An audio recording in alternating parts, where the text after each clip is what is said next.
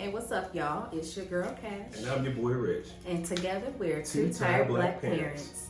And on this week's episode, we're talking about some videos that have surfaced lately on the internet and how you're planning on talking to your children for their interactions with the law enforcement, if that ever becomes a situation. It's going to be a good one. Yeah. So sit back, grab your favorite drink, and smoke, and let's get started. Let's get started.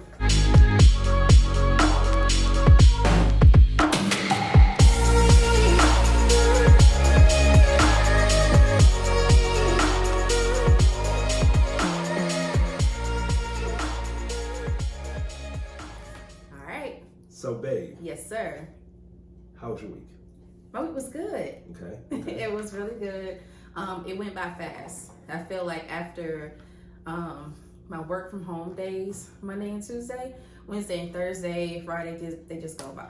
So, yeah, because you have those work days from home on Mondays and Tuesdays. It seems like you enjoy it. Yeah. We enjoy having you here, even though you're here but not here. Right, because you're exactly. supposed to be working. Right, and I am working. And you are working, right? But yeah, that sounds good. Yeah, what about you? My week, man, long, tiring. Right. But overall pretty good. Still good. The kids. Yeah. It's same old. Exactly. Same old shit, different day. Right. That's all it is. That's same all old it shit, is. different day. But you ready to get into some news, some topics? I'm ready to get into what you're drinking on. Oh, okay. So before we start with that, I'm taking one from your playbook. I just got some good old H2O. Agua. Some agua. Yep. Some good old H2O today. That's all I'm drinking. I hear you. Likewise. Red Cup Special. Yep. Red Cup Special. Red Cup Special of the agua. Yeah. So that's pretty much all I have. Well, not pretty much, but that's all I have. That's all you have, right? Yeah. Exactly. Some ice. Ice and ice. You're gonna add that in there. But yeah, it's refreshing. Yeah. Okay. Sounds good. I just want to say that I'm proud of you sticking with your thing or whatever. You're drinking water. You're doing the damn thing. I'm trying. It's hard. Yeah. It's hard. Nah, it's not too hard. But what you got for us today? All right. So I actually got an update. Okay. And I believe that we talked about this last week about the Atlanta rapper Archie Eversole that was shot. Yeah. So the Atlanta police, they are saying that Eversole was shot in the face while he was at home in his bed on March 25th. What? Yeah.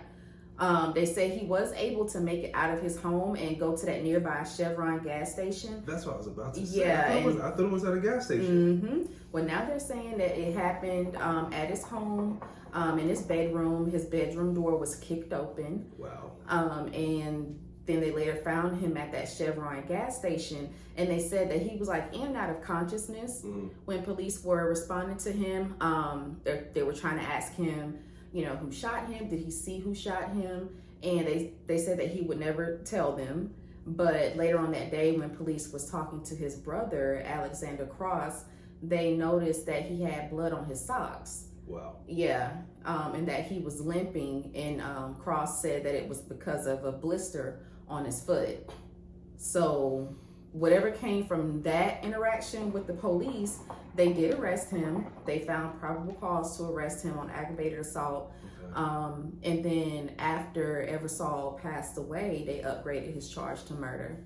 Wow. And the brother's bond has been denied since then. Good. Yep, so he is still in jail. We still don't know the circumstances that was surrounding that shooting, but I hope the details come out soon. So he got shot in the face while at home in the bed by his brother, supposedly. Supposedly, that's what they're saying. Then not Eversole, but Alexander Cross. The one that got shot. Oh, okay, Archie Eversole. He made it to a local Chevron where he succumbed from his injuries. It wasn't at that moment, but they said he lived 9 days later. Yeah, That is crazy. Yep, shot crazy. in the face. Wow. Prayers up to him and his family. Most definitely. And hopefully justice is served. Yeah. So another video, first video that I want to talk about. Okay. that has come to surface. What's that? The baby Again. and his temper tantrums. Again. Again. He's having a rough few months, in my opinion, because it's like every time you turn around, he's in somebody's mouth. Yeah, he's in the news for doing something. And this time, a video came out after he and one of his artists that are signed to his record label called Wisdom, they got into an altercation backstage after a South Carolina show. And on the video, somebody's recording, and you can see the baby and Wisdom. He's walking behind him, and there's like, a little entourage. And then you hear like some words being exchanged, and then the baby just turns around and lands a few blows on Wisdom. And then people are like coming in, rushing in and try to break it up. And then of course they got a few more words in with each other, and then that's all you see. But nobody's really saying what caused that altercation.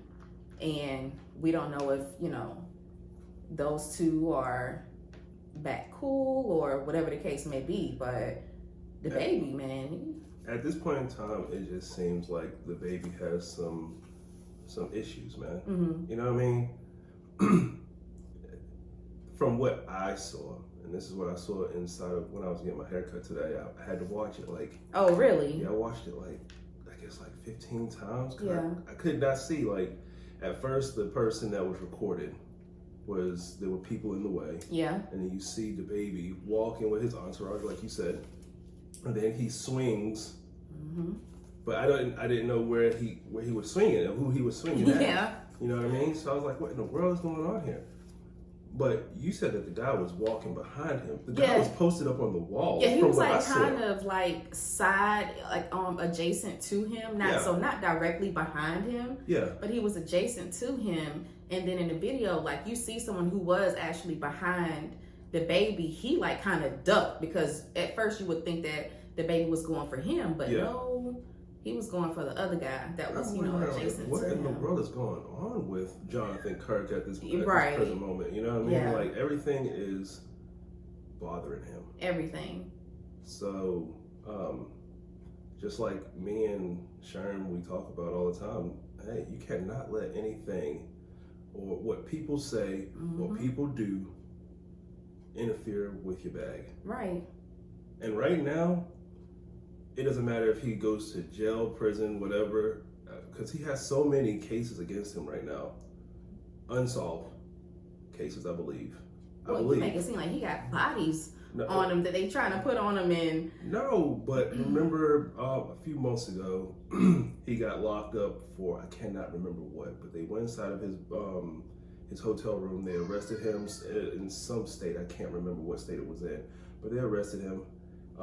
They ended up taking like $500,000 from him or something like that. He was this in Florida? I think it was, but I don't remember what it was for. So I don't know if that case is solved, but he has other cases. I believe, if I'm correct, I believe the baby has other cases against him right now that are just not solved. And no matter what, you're sitting in jail, you're not making any money. You have to protect your bag.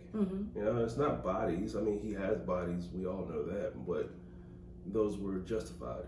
Yeah. You know what I mean? They were. But he has other things against him right now that is just, a lot of it is uncalled for. It is. The guy that he swung off in the street, his manager. Yeah. I don't know if that's solved. You know? So he's going to have to eventually pay out. If these cases are not solved, then he has to give some type of funds to these people for beating them up. He's not protecting his bag. I think that what we're seeing right now with the baby is that fame monster. And it happens to a lot of artists. Like, once they reach a certain level in their lives, and as an artist, that fame monster like just kind of creeps in on them. They're starting to do more that is detrimental to their brand, and they're starting to maybe get paranoid. This is just my guess. We really don't know what's going on with him, because he lost his brother, he's lost his father, since becoming this person that we know him as. And I'm pretty sure he hasn't even given himself that room to grieve and unpack how he was feeling about that. You know, he just gotta go, and I gotta feed my family mentality, and you know. Yeah, and that's understandable. And he spoke about that, you know. Mm-hmm. And he does all these tours and stuff just to keep himself busy from you know, what is it called? He's trying not to think of it. Okay. Of the issues and stuff like that. The passing of his father. I didn't know anything about his brother. Mm-hmm. You know, but at some point in time, you have to, like we always talk about, you have to protect your peace. Yeah. Fuck the money, you know, at this point in time, it's time to just sit back, digress, think, and recoup. And that's what I'm saying. Like, I think the people that are around him need to really sit him down. Like, hey, dude, let's just take a few steps back for a second. You know what I'm saying? You're beefing with your youngest daughter's family. Mm-hmm. You know, you're fighting her uncle at the bowling alley. You shot this intruder recently. You're beefing with artists that are on your label. And when are you going to deal with that? You know what I'm saying? Yeah, he has to stop and he has to think before he can't turn back. Because at some point, you have to say to yourself, money isn't everything. And I think that for him and a lot of other people that are in his situation, I think that it's going to always be there, but just step back. I hope that, you know, he can get the help that he needs. Definitely some counseling at the very least, because it's needed at this point. It is very much needed. You know what I'm saying? Yeah. The guy has to worry about people coming into his home, threatening him, his family, you know, whoever's there with him. Yeah. And I can just only imagine when he goes to these cities, he's out there in the streets or performing and stuff like that, you know, what can be going through his mind. This might be my last time getting up on stage. So I might as well just live it up. But I think that, you know, his behavior and definitely his anger needs to be addressed. Yeah. But it starts with him. So no one else could want it more than him. Yeah. So You're absolutely right about that. hopefully he gets it together. I mean, he has kids at the end of the day. Mm-hmm. And I know that he's also said in interviews that he doesn't see himself rapping, you know, for the rest of his life. He's only going to do so much and then boom, he's done. So, yeah. Well, hopefully Jonathan Kirk will get better. Mm-hmm. Hopefully he will get the counseling that he needs so that he could prosper and have a successful career. Right. And not get taken away off of a senseless act. Exactly. You know what I mean? Yeah. It's Because just crazy. it's just only a matter of time before it's that right person. You know what I'm saying? Exactly. And we don't want to speak ill on anybody, but you know, time and time again, it's been proven. It only takes that one moment. That one moment. Somebody will catch you off guard. So. Yes, sir. But, Yeah. I got a new segment, baby. What is it? Go ahead. Got a new segment. It's what's got you in your feelings? Mm-hmm. I'll go first. I was like, what's got you in your feelings? Hey, a lot of stuff. Well, not a lot of stuff, but just one thing in general. Mm-hmm. Man, these food prices, bruh. Food prices? Yeah. Oh my god. The grocery bill. Yeah. Let's just put it like that. The grocery bill got me in my effing feelings, man. You know. Inflation. I don't even know. It has to be inflation, but we went from spending $150 a week in this house. That's $600 a month. Okay. You know what I mean? $600 a month for groceries in this house. Go ahead and come through with the math. Man, what? We just went to the store, and this is how it's been the past few times. And we've gone to the grocery store, Sam's to be exact. And because we can't do no little spending around here no more. We got to get bulk everything. Man, $300, Mm-hmm. $400, up to towards $700 in one purchase. Last night, $400. We're spending. We're spending. We're spending. we're spending, spending. just know. Yeah. $1,200 a month. And that's just for food. That's just for food. That's a bill. I mean, grocery is that's a bill. That's a mortgage. Yeah. Exactly. That's a mortgage. Yeah. Yeah, that's got me in my You're paying 2 mortgages. Yes. I'm with you on that though, because, I guess in the sense of looking at it, the family is bigger. We want to make sure everybody is comfortable and everybody has choices. You know what I'm saying? Yeah. So these kids need to get their own damn jobs. Hey, if they could. Yeah. Yeah. But I mean, it's all about being comfortable. You know what I'm saying? I'm glad that we're able to do it, but do we like doing it like that? No. Nope. Hey, I mean, it is what it is. Yeah. I'm not complaining. It just got me in my feelings because I have to, we have to take that money. Yeah. It comes in and goes right back out. It goes right back out. Yeah. Comes in and goes right back out. Money and comes, then a lot of it goes towards the grocery bill. Yeah. Yeah. For everybody to eat comfortably. Mm-hmm. But hey, the kids are fed. We're fed. Yeah. So I'm good. I just had to get that off my chest. All right. Well, I'm not in my feelings this week about anything, but maybe next week I might be in my feelings about something. I don't know. But yeah, that grocery bill, like you said, it was like, whew, man, again, here we go. Yep. And the thing about it is... and that's a week.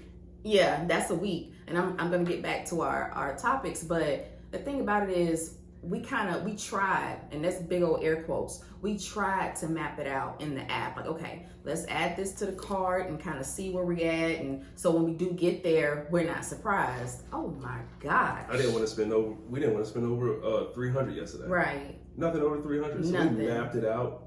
Mm-hmm. We were at like 219. Got there. $400. I don't know what I was looking 407. at. As a matter of fact, I don't know what you were looking at on the app because I thought it was going to be good. But you know what? You've done this to me before. What's that? We've gone to a place and you was like, oh, this looks like it's about such and such dollars. Then we get up to the register and we're both like, where that came from? No, that was just off of me guesstimating from how the cart looks. Yesterday, we went into the app. Yeah. Yesterday, we went into the app and we put everything that we wanted into the cart. We did. And then we went to the store and then everything that was on the app in the cart, we put in the cart. But then you started grabbing more stuff. It wasn't even a lot. Like, this thing, it wasn't even a lot. I looked at that cash register. Yeah. It said 190 something. I said, okay, we good. You blinked. I blinked, literally. Blinked. And it was at like 350. And there was still some more stuff. And I always look at that belt like it's more groceries back there. I said, what? I said, where did that come from? Like literally a blink. I walked to the side for a second and then walked back. And it was at 350 from 190 something to 350. Yo, these kids gotta work. Man. These kids gotta work. They are bottomless pits. Yes. Man. Bottomless. And then in true black people fashion, after we go grocery shopping, what do? As we go shopping? Yeah, we go out and buy food. We went out and bought some food. Right, exactly. To eat because nobody was gonna cook, so yeah. It was a Friday. It was a Friday. Yeah. It was a Friday. Yeah, because I mean, that's our splurge day for like. We wanted to come in, after a long day of work, then going out grocery shopping right after that, to coming home dealing with the kids and stuff like that, and then Fridays and Saturdays are our movie nights. Yeah. So we wanted to just. Have something already made. Pretty much. Because we were already coming in the house at like 8 o'clock. Yeah. So have it made, sit down and watch a movie and chill. We stayed up till about 1 o'clock last night. Yeah. And it felt good. Yeah. It is what it is. I wonder what tonight is going to be. I'm looking forward to it. Me too. I love my movie nights with kids and family. But we're going to get back over into our news. Kids will be kids. Kids will be kids. Now, this is the second video that's been going around on the internet, right? And y'all might have already seen it, might not have, but if you haven't, I'm going to give you a little context behind this video.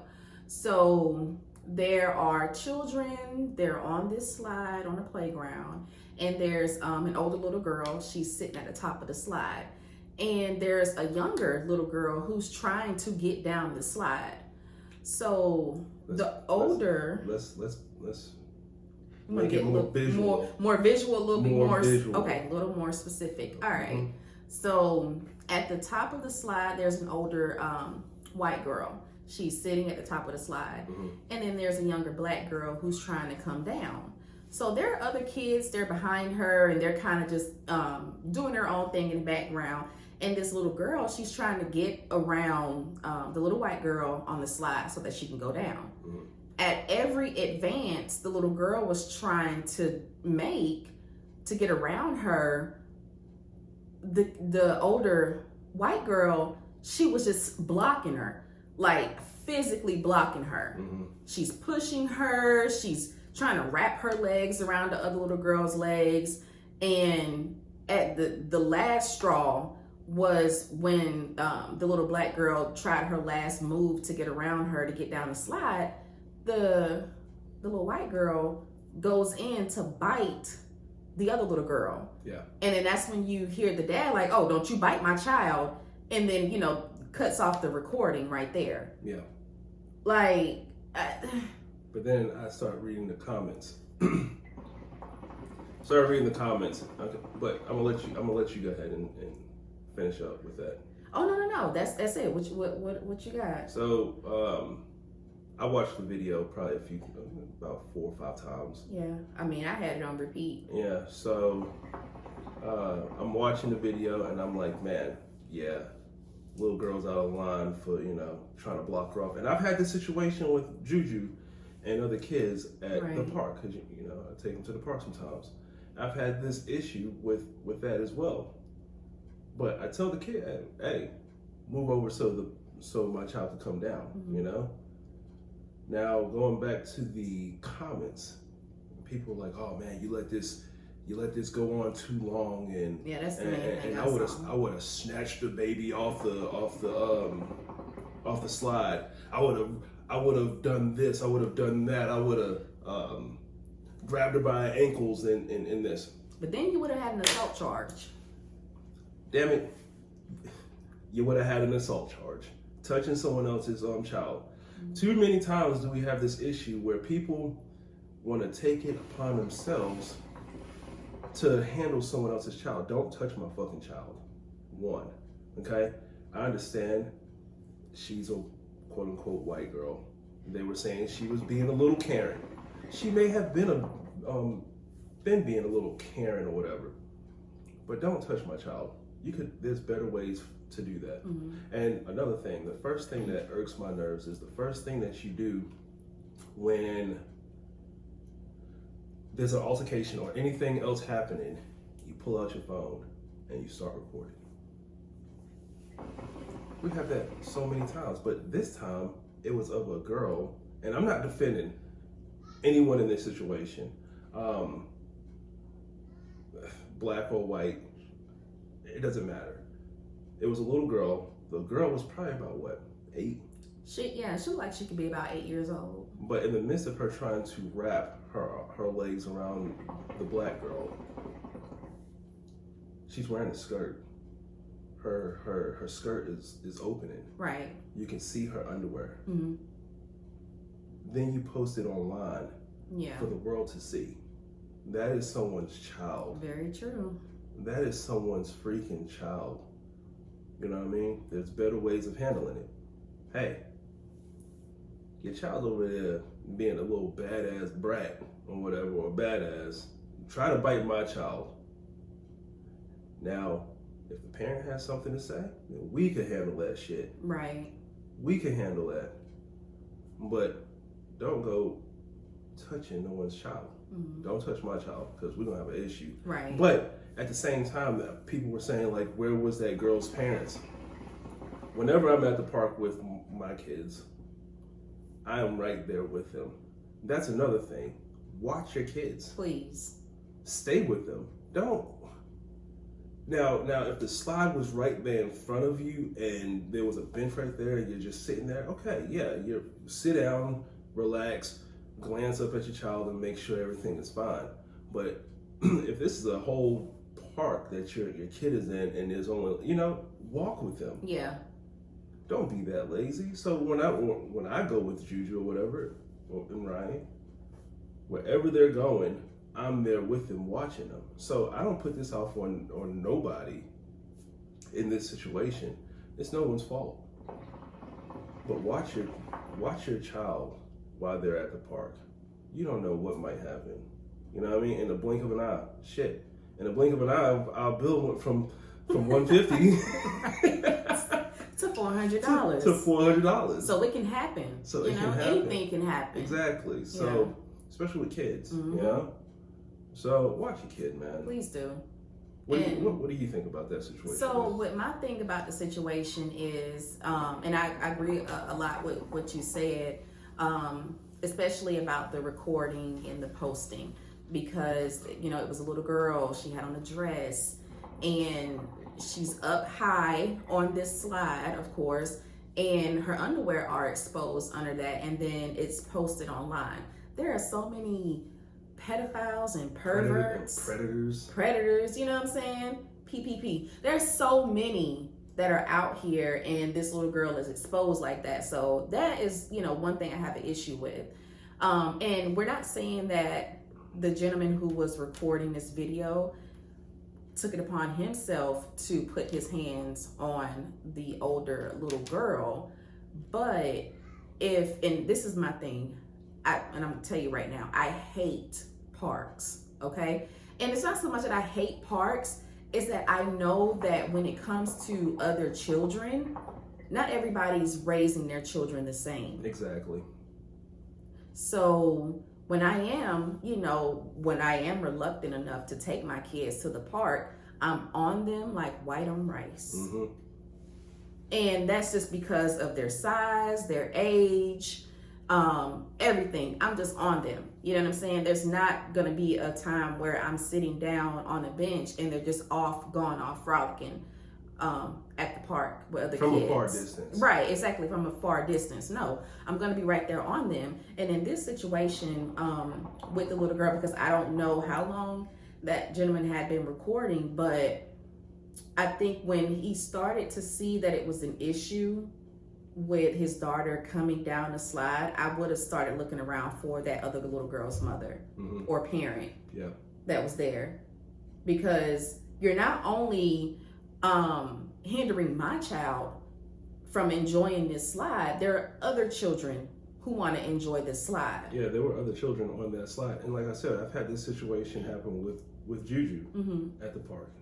One person, he was trying to get down the slide and another boy was blocking his way coming down. And he didn't try to bite Juju or anything like that, but he was, blocking him. I just told him, hey, how about you move over? Stern voice. How about you move over so my son could come down? He moved right over. Okay. Every kid is not going to do that. Right. Or listen, because every kid is not the same, but it's still a child. Yeah. At that point in time, if that kid did not want to move, I would have just picked up my child and found that parent, Yeah. I'm not going to put my hands on no one else's child. Yeah. But then that's going to lead to something else. And then remember when you were telling me one time you did go to the park with the boys, and there was another little kid there, and he spit on Juju. Yeah, and you had to go and find his parents. Yeah, and then Juju got sick. Oh my God. Now I can understand what the people on the internet were saying about, I would have done this and I would have done that to that little girl, because you're in my child's personal space, and you're trying to inflict harm on her by biting her. I don't know how you were raised. I don't know if you're vaccinated against XYZ. I don't know that. Parents, you guys have to teach your children how to act in public. And that's just the real of it. Yep. You have to teach your children how to act in public and how they should act around other kids. That's the part that gets me. So I can see when people are saying, I would have done this, I would have done that. Now, me, myself, no, I would not have taken upon myself to go and yank the little girl off of the slide. But just like you, I would have said something to her in a stern voice. But when I see you coming in, you're trying to bite my child, that's when I'm having a problem. I'm definitely going to go and try to find out who you belong to. Yeah. and then we're gonna have an issue. And I'm gonna have an issue. That out. Yeah. You know what I mean? I'm gonna have an issue with that grown up. Yeah. But I'm not gonna take it upon myself to beat no one else's child, Yeah, whip no one else's, snatch him up, and nothing like that. Someone like you mentioned before, another kid, a little bit older than Juju. He was, I don't know, he was probably about 7. Juju's 3. They were at the water park. Well, no, Juju was 2 at the time. Yeah, he was 2 at the time. Yeah. And they're at the water park, and the boy comes up to Juju and spits in his face with the water. Right. Juju got sick. He has an immune system like me. He's sick instantly. So when I saw that, like I said, because I'm walking around the water park with Juju, you know what I mean? I'm walking right beside him. I see the little boy coming up. Like, yo, what? Yeah. I said, where are your parents at? And I went to his parents and I said, yo, your son just spit in my son's face. And he corrected it right then. And that's what I want to see. I want to see you correct it. Yeah. I don't necessarily it. Exactly. Just to correct it. I don't need to see it, but I don't need to see you whooping your child like that. But correct it. Yeah. You know. I didn't have an issue after that. Juju got sick. Yes. That was a whole other thing. But I'm not going to take it upon myself to whoop that child or put my hands on that child, because then I'm going to find myself in a situation that I don't want to find myself in. Exactly. Paying out, senseless money to the court system over something that could have been handled differently. Exactly. Now, we don't know what happened after the recording stopped, whether this gentleman who was recording went and spoke to the parents of that little girl. Hopefully he did, and hopefully he can give us an update. But I mean, needless to say, that video was out there. Like I said, the white little girl, she was exposed. You know what I'm saying? In more ways than one. Just being, a bratty behavior. And I understand kids are going to be kids. But parents, please, let's start teaching our children how to act in public, how to act around other children, especially when it comes to being in the public. Like, this stuff isn't just yours. You know what I'm saying? Other people bring their children here to play on this stuff as well.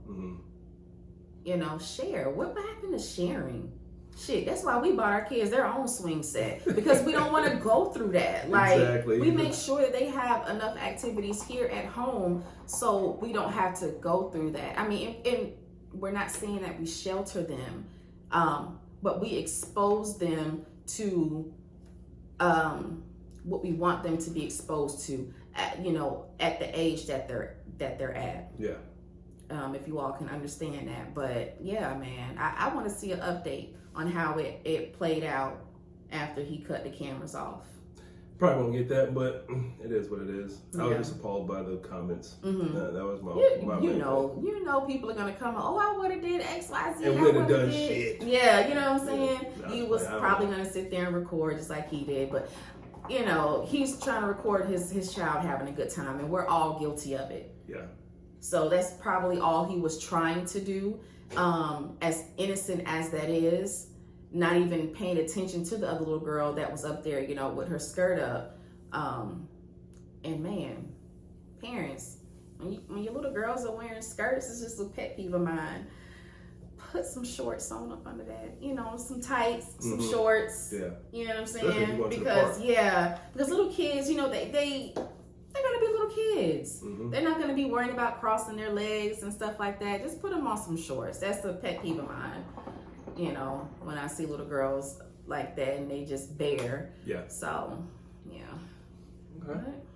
That's it for that one. That is. What else do I have? I think we're gonna go ahead and just take it on into our hot topic, because we're talking about children, and then I mentioned earlier about the children's interactions with law enforcement. Because video number 3 on the internet, it was about an 8-year-old. Now, it was being reported that he was 10, but come to find out he's actually 8 years old, and he was accused of stealing a bag of chips. So, and this happened in Syracuse, and a bystander who was also filming happened to capture that incident, and he had a back and forth confrontation with the officers that were seen arresting this little boy, and they were putting a lot of force into this. And that 8-year-old, he's just bawling in the background. He's crying. They're putting him in the back of the squad car. And his other 2 brothers were on scene too. And they weren't that much older than he was. Now, the video that I saw, you have to pay very, very, very, very close attention to where the boy's hands were. People were saying that he was handcuffed. I don't believe the boy was handcuffed. He had on a jacket, right? He had on a jacket, and the jacket was down. So as the jacket is down, like he's about to take it off or whatever, right? It was behind his hand, behind his arms. His arms were behind his back, pretty much, but you could still see his hands on his side. I don't think the child was arrested or handcuffed. Sorry. And they did come out with a statement that said that they did not handcuff him. They just put him in the back of the car. Okay. To take him home to his parents. And no charges were pressed against him for this bag of potato chips. That is correct.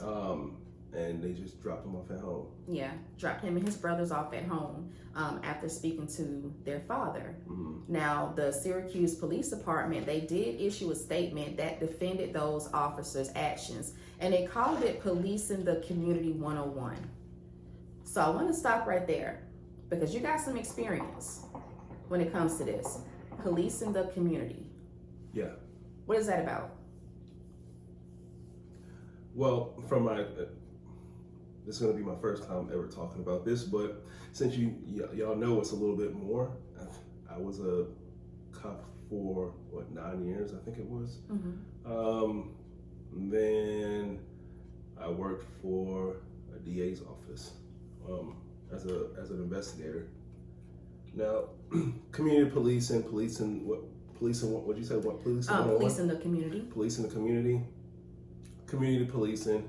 I'm not sure exactly what their version of policing the community means, but our policing the community, just doing area checks, doing frequent business checks, and if we see something wrong, then we do something about it. You know what I mean? Okay. But then you have the community contacts and stuff. It's not all just like arresting. You get out your car, you talk to one of the neighbors in the neighborhood that you patrol. You ask them if they're having any issues in the area and stuff like that. I mean, that's policing the community. Now, in the video, one of the officers, when he was going back and forth with the guy who was recording, he said, how would you like it if this kid broke into your house and stole things? Now, the article that I read, it mentioned that this wasn't the first time that they've had an incident or an issue with this little boy and his brothers. They didn't specify what those previous accounts were, but they said that this was not the first time. Now, luckily, the charges weren't, there were no charges pressed from the store owner, but with police in the community, I think that officers need to get out here and really get to know the people that are in their community. And from what it sounded like, they, like I said, were definitely familiar with this trio of kids. Yeah. So when it comes to, over here we had a zone that we were in charge of, or a beat that we were in, that we used to call it. And for a lot of officers, if you're in that field of profession for so long, you're gonna know, kids, adults. You're gonna know kids from when they were kids into their adulthood life. You know what I mean? And in this specific, this is my first time hearing it, is when you're saying it, is they're familiar with these kids. There's a lot of kids that I used to be familiar with. You know what I mean? I used to go out down there to the bottom and have foot races with a lot of kids. Like actual getting out of my car and we having a race, right? You know, not me chasing after them to arrest them, but me getting out and actually playing with them. Yeah, you know? what you mean. And you're gonna know your kids. You're gonna know your good ones. You're gonna know your that he has potential. Mm-hmm. He's gonna be a good. He could. With the right training, he can make something out of his life. But then you know those kids that, man, that motherfucker's about to be bad when he gets old. Mm-hmm. You know, we're gonna have our hands full. Yeah. So, that's what policing is. You know, it's getting out there and knowing your community, getting to know your community. Yeah. And I think that they were trying to say that the officers was using that moment to detain him as more of a scare tactic. But, you know, you have people, they're bystanders, they're recording, so they're wanting to voice their opinion right there on the scene. But I want to ask, like, are we talking to our children about how they should conduct themselves when they're outside of the home? And to go, we'll get back to that. Uh-huh. I hated scare tactics. At one point in time, I did like it, but then I started thinking, I despised it. Okay. You know, and that's not just from the officer standpoint, but that's from the parent standpoint too, because you'll have parents, as soon as they see an officer come up, they see me, you know what I mean, walking or riding up, or even if I went into the store. Yeah, in uniform. And I'm in my uniform, and there's a child right there with his mom or dad. And it was usually the moms that would say this: "You better, officer, come and arrest my kid," or "You better stop being bad. I'm gonna have him arrest you." Don't look at me for that. Like, that's an innocent child. Mm-hmm. You know what I mean? Yeah, that is a child. But stop scaring them to believe that all cops are bad, because I would say that I was not a bad cop, you know? And I wasn't a bad cop. I'm not a bad cop. I wasn't a bad cop at all. But, you know, everybody has their own opinions of what cops are. Yeah. You know what I mean? Most So that's why I definitely. said that I wouldn't say that I was, but I really wasn't. Don't try to put your dirt off on and make me look like I'm bad. You know what I mean? And then kids would literally sit there and cry. I know they would cry. Yeah. No. Right. Yeah. Now you're putting the fear of all cops into law enforcement into that child's heart. So when they get older, when something does happen, they don't want to call, because of the fact that at a young age they were already taught. Mm-hmm. That we were bad. It starts when it's young, it's programming, and it follows them from childhood to adolescent to adulthood. Yes. It's a cycle. Now, my group of guys would always tell me that when I get into this topic, I get you know, a little sensitive, due to the fact of, you know, that's my profession. But over the years, I have opened my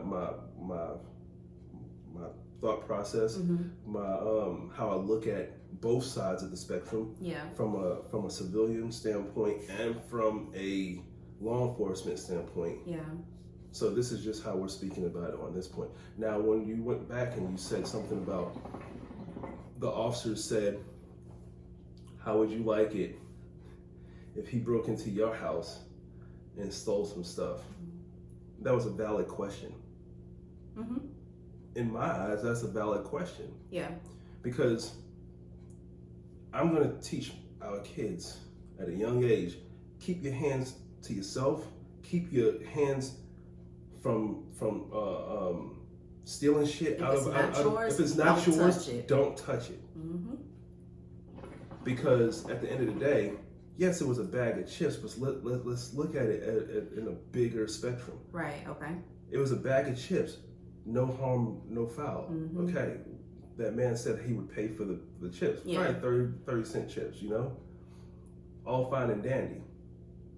But when it leads from one thing, it's going to lead to another. Yeah. You start stealing chips from a store, you never know.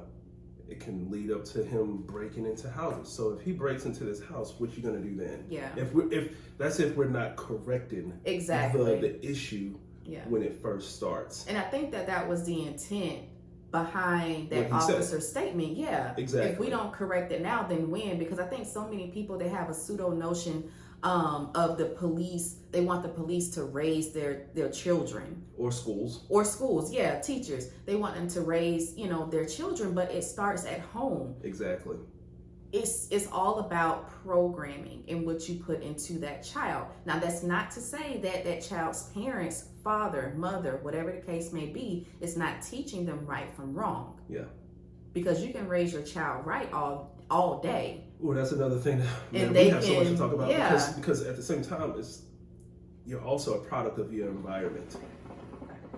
Your parents could be the best parents in the world, teaching you don't do this, don't do that, but then they grow up the complete opposite. And then you go back and you talk about some what happened to your home training. Well, I had good home training. This is just the way of life, right? This was the way of life of how I was where I was raised. What I've seen. That's why it's a good thing for Black people to get up and get out of them situations. It's easier said than done. Very much easier said than done. It's hard. Some people cannot get out, but everybody does not want to be in that situation. You know what I mean? Everybody don't want to be in that situation. That's very true. Very true. We're actually gonna unpack that on another episode. But I want to get back to the question though. So, talking about your children, how to conduct themselves outside of the home, and then talking about how they should conduct themselves when it comes to interactions with law enforcement. Because like you said, sometimes a parent will say, if they see someone in uniform, an officer in uniform, oh, you better stop being bad, or I'm going to tell the officer to come over here and take you to jail, something like that. But how are we talking to our children on how to conduct themselves when they are faced with a situation they have to, speak with law enforcement? At this point in time, Juju is 3, Ryan's 10 months, Tony's 12.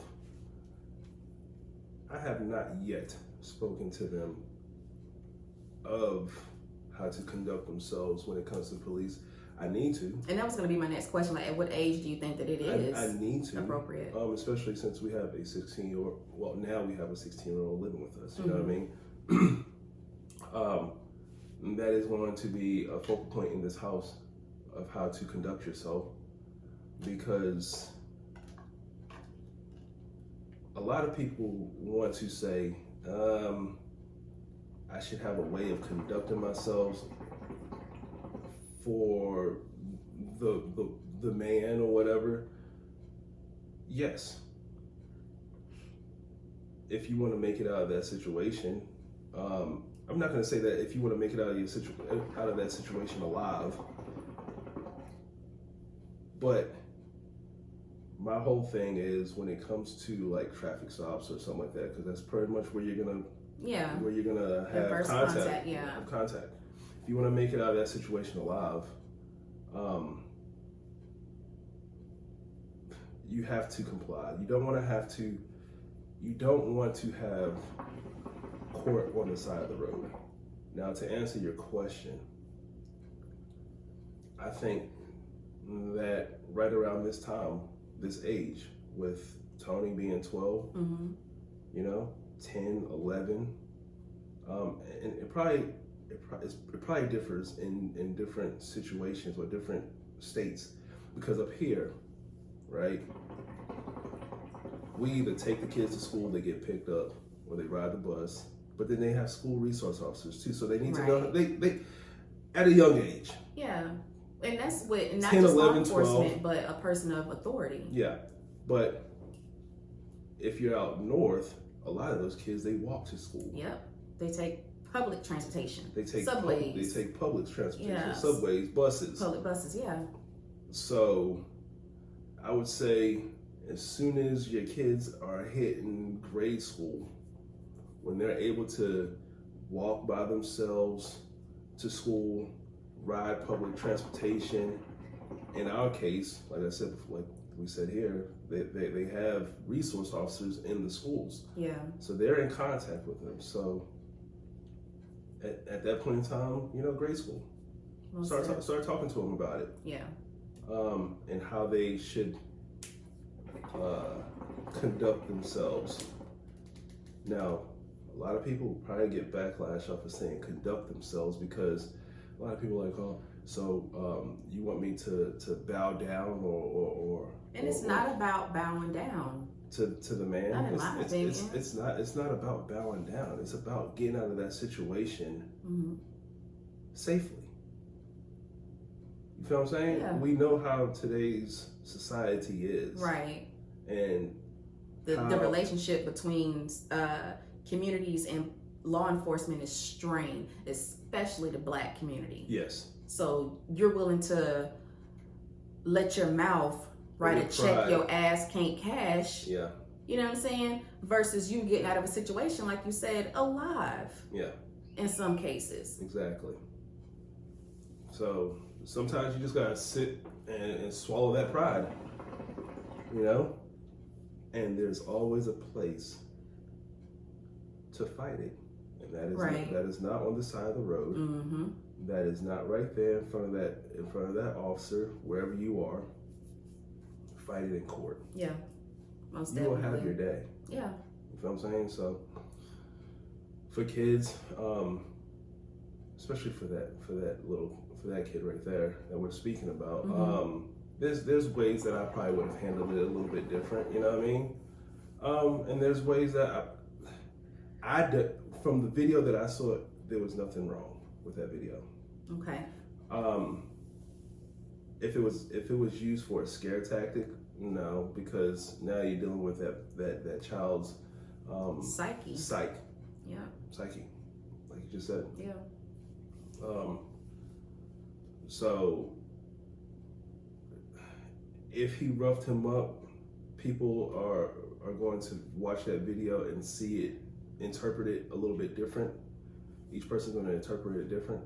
Yeah. So I may not thought that the cop was handling him rough, but the person that was recording probably thought he was handling him rough. Or you might think that he was handling him rough. You know what I mean?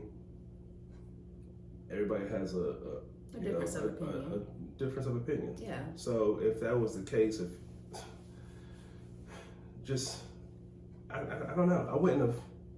I don't know if I probably would have put him in the back of the patrol car, but I probably would have had his parent come and pick him up. But there have been times where I have had to take the kid to the house. You know what I mean? It's just whatever the protocol is, whatever the situation at hand is. Yeah. I don't know. Now let me ask you this. What would you have done if you had witnessed that? With the child being detained and me being a bystander. A bystander, a civilian now. Mm-hmm. I probably would have went to the child as well. I honestly probably would have went to the officer and asked him if I could speak to the child. That's just me being me, I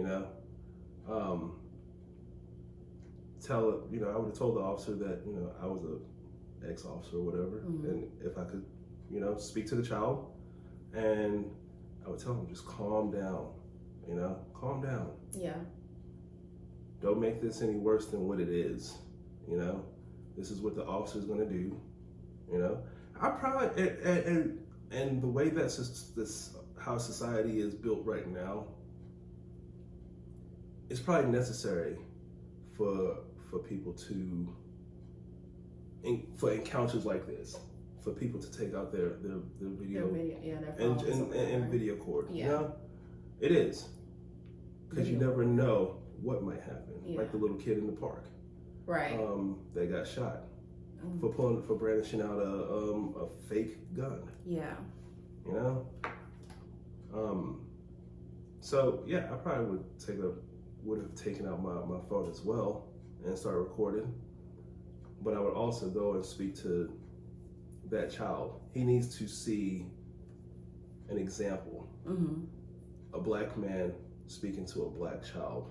You feel what I'm saying? Right. That's what we need. We need people with level heads to start stepping up, not causing an issue, not causing a scene, not interfering with the investigation. Yeah. But just to calmly go over there and be like, yo, depending on what it is, because you know, if you just murdered somebody, I can't go over there and be like, yo, can I speak to him? You know, give him some, you know, brotherly love. Right, but something such as this, though, a child, child, a bag of chips, a bag of chips. Let me go speak to him real quick. You know what I mean? And that's probably what that child probably needs. You know, he said he was dropped off at his father's house, but I don't know the father's circumstances. Yeah, exactly. You know, now why is this kid lashing out? Yeah. What would you have done if this was one of your boys? And then you see this video, because to my knowledge, you know, the father, when he said the police came there, you know, they told him about what happened. The officers were very nice to him. They left with no incident. There was no charges pressed. But it wasn't until after that he saw the video about his son. Yeah. Now, if my child was being brought home in a police car, I probably would be upset as well. Because at the very least, what you can do as an officer is call that parent when the situation is taking place. They had like 3 or 4 officers there. They did. So somebody, that kid is not gonna out strength you. Yeah. You know what I mean? Yeah. Somebody step aside, call this kid's parent. Have them come to the scene. Yeah. And let me handle it. You know? So seeing my child being brought home in a police car, it probably would most likely upset me. Yeah. It would upset me. And then seeing that video afterwards. Yeah, and then seeing the video afterwards. Yeah. But like I said, from my point of view, it didn't look like he was rough handling it. You know, and my point of view, I did not see the boy with handcuffs on. But if he did handcuff him, then shame on him, shame on that officer. You know, but there's certain protocols for that. So what about you? How would you feel as a black mother seeing your child being brought to the house with, you know, in a police car? I think that I would, I mean, a mix of anguish and like just dumbfoundedness, like what is going on? You know what I'm saying? Yeah. What happened? What did he do? You know, that's, of course, it's going to be my first few questions. But like you said, seeing that video afterwards and seeing how many other grown men, officers, were there on scene, like, why didn't someone think, hey, let me step aside and try to make contact with this kid's parents so that they can come down here? Because if I were to have saw my child on that video, you know, crying the way that he was, it would have done something to me. Yeah. I would have had some rage. Like, y'all didn't have to treat him like that. You could have called me. Yeah. You know what I'm saying? Now my child is in the back of your police car on the way home. Well, you know, he probably didn't know he was on his way home. He's probably not even sure what to think at that age. You know what I'm saying? He doesn't know what to think. Yeah. Unless the officer told him, hey, I'm about to bring you home, you know? Yeah. But I don't know what type of things you could have been saying to my child on that way home or on that way, you know, he think he's going. Yeah. So, yeah, I would have been a lot of things. And then I would deal with that child accordingly. But in this situation, I don't think that we need to be upset at what those officers did. I personally, this is me personally, I did not see them like roughhousing him or whatever, or or even put handcuffs on them. And they probably, like they said, they probably did just take them home and let the father handle it. Yeah. But next time I would say just, call that parent up on the scene. Yeah. That's the only thing different that I probably would have done. Yeah, I think that would have been best. Yeah. But I think that's all you have on our hot topic. Yeah, I mean we'll dive into policing and stuff like that on future. Now that the cat is out the bag, most definitely. We will bring shed some more light on certain different situations and stuff like that. Yeah. Bringing your expertise and your experience. Yeah, I guess so. I mean, don't hide it. That's who you are. That's who you were. You know what I'm saying? Yeah. And definitely you did a lot no of great hiding. things. Yeah, there's definitely no hiding. But you know how people are. Some people, they just don't fuck with 12. They don't fuck with 12. And I get it. You was 11. I was 11. I'm just playing. 11 and a half. Right.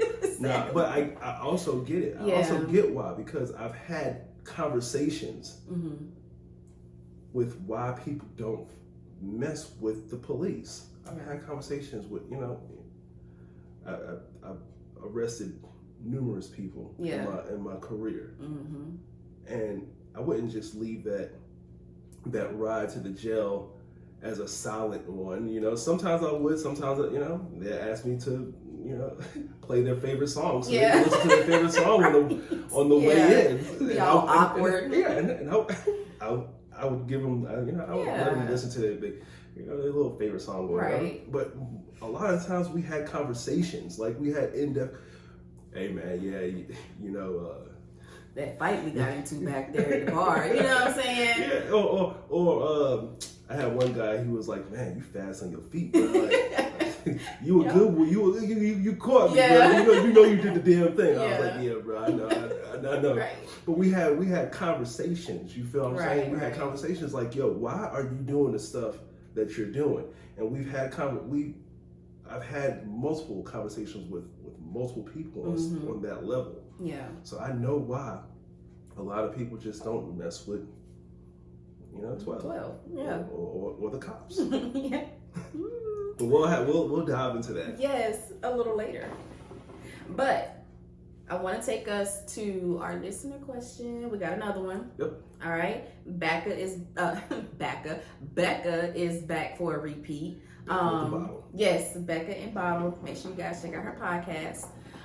But she's back this week, and she wanted to know what advice do we have or this is actually for me, I'm sorry, this first question. Okay. What advice do I have for first-time moms? Okay. So Becca, I was made a mom in my early 20s. And as a first-time mom, I was in the military, so I was on my feet a lot. But if you have people that are around you who are able to support you, because you're tired, and that's with any pregnancy, you're tired all the time, especially in those early stages. If you have people around that are able to help you, let them help you. One thing about me, and I have 3 children now, I read, and I don't care if I read it during my first pregnancy, second or third. I'm reading because things always change. I don't want to be taken by surprise. When you are a first-time mom, there's a lot of emotions going through you. Sometimes it could be a happy thing. Sometimes it can be a scary thing.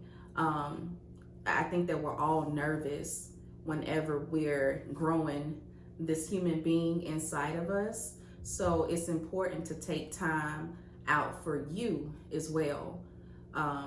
Get you some of that alone time. Take you a nice warm bath, soak, go out and massage.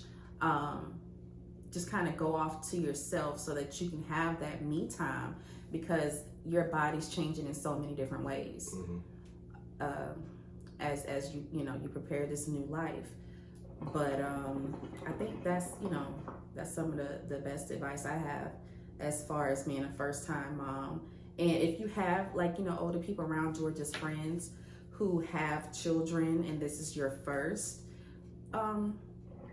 see what kind of things they did when they were first-time moms going through that same journey as well, because some things might help you out and make it a lot easier for you also. Her other question was, what was your experiences as first-time parents with your children from previous relationships and your current marriage? So what were some of our experiences as first-time parents with our children from previous relationships? Now with me, with Tony, oh my goodness.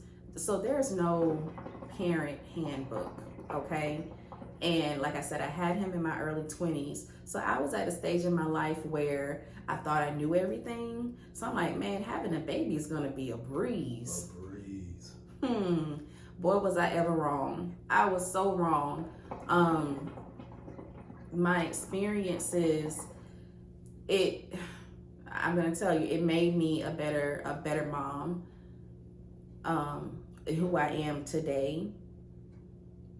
When I bring in my marriage, it's better now that I have a partner who has been here with me through my last 2 pregnancies, because my first one at the time, he was not there. He was away and I was alone. Not alone. I had my mother.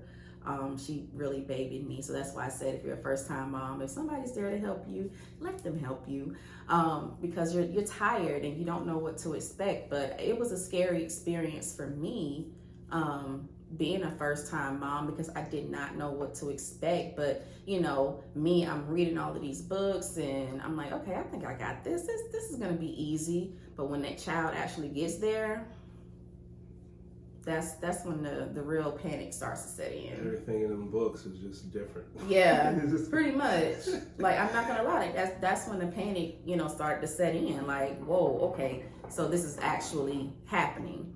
But having a partner, my husband here, with my last 2 pregnancies, it has been amazing, so amazing. We talk about, or we hear about, postpartum depression a lot, and I think that in the ways that he helped guide me through my pregnancies, and he did help guide me through my pregnancies, from birth to coming home. It took a lot of strain off of me, to where I think that it saved me from going into that dark depression after giving birth to children. So. To a point to where I thought that I was having postpartum. And you know what? So when you had mentioned that the other week or whatever about, I think that was a little bit of postpartum. No, I think you had reached your breaking point, because at postpartum you don't feel that attachment to that child, and you're having a hard time just getting into the groove of having that baby and caring for that baby. So yeah, you don't have that at all. Okay. Not at all. I don't know what the hell I was feeling then. I told you, your breaking point. That was your breaking point. What do you, like, some of your experiences when you first became a dad? Man, I had my first when I was like 19. Okay. I think it was. So, man, it was scary. That's kind of what forced me into the military, because I was still young, and there was nothing else out here for a 19-year-old to do, to bring in any type of income or anything like that to support a child. But like I just said, basically for me it was just scary. Yeah. I wasn't around. Due to the fact that I was overseas, you know what I mean? So it was a little bit different. I feel like it's different for male being first time than females being first time, because at the end of the day, the female is the person that is going to be with that child majority of the time. You feel what I'm saying? So unless y'all are already married and stuff like that, and y'all are but in my case, I was overseas. Mm-hmm. So, but it was still a scary situation. Do you still, or did you still have those same feelings after, the first child? And into my second. Yeah, into your third, second. fourth. Yeah, exactly. I wasn't gonna say that, but yeah. Is it that same feeling? Each child is scary. Mm-hmm. Because you're bringing a human being into this world, and like, yeah, my first one, I was like, okay, I'm super super scared. Mm-hmm. And second, I'm just like, okay, I know I have the rhythm a little bit, you know what I mean? Yeah. So I kind of know what to expect. I kind of know what to expect. Mm-hmm. Third one, same thing. Yeah. But there's always a level of fear. Yeah. Anxiety when you're having another child, Yes. because this world ain't cheap. Oh. You feel what I'm saying? And me, I think long term. Yeah. So now when this child is coming out, that your wound, Yeah. into this, I'm like, man, I'm seeing dollars. He's starting to hear dollars, like, yeah. Like, I'm just like, yo, like, okay, clothes, food, yeah. sports, Yeah. Shoes. And then I'm thinking long term, college, Mm-hmm. stuff like that. But we're gonna get into this again. That was back when, back when Mm-hmm. when I was thinking about college. I ain't paying for college. We ain't paying for fucking Oh college. my gosh, House. we'll talk about that later. We're gonna talk about that again. Yes. But I ain't paying for college. Not us. But I think with you, like, by the time you had your fourth kid, you was damn near delivering those babies on your own. Yeah. I was delivering them kids when I had my like second. left and right. Oh, Yeah. My second, I was delivering them. Yeah. I didn't need the doctors. No, okay. The doctors needed me. Yeah, exactly. They needed Richard, okay? Yeah, Mr. Gibbs, can you come on over here? Exactly. Put your white coat on. Yeah. But no, I mean, like, it's beautiful. It's a beautiful thing. Yeah. And it's fun to see, you know what I mean? Mm-hmm. I loved it, the doctors, they complimented me each go round. They really did. Yeah, he was so calm, and he made us happy. Yeah.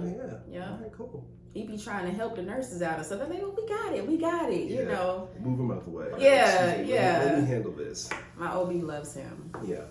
But everybody loves me. Yeah. Oh my gosh. Everybody loves me, babe. There you go. But nah. Yeah. That's Yeah. how I feel about it.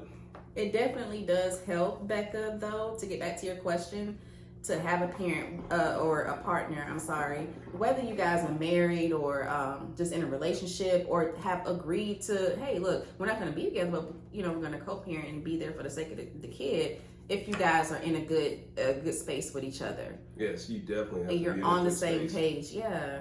It'll make things 10 times better. Exactly, yeah.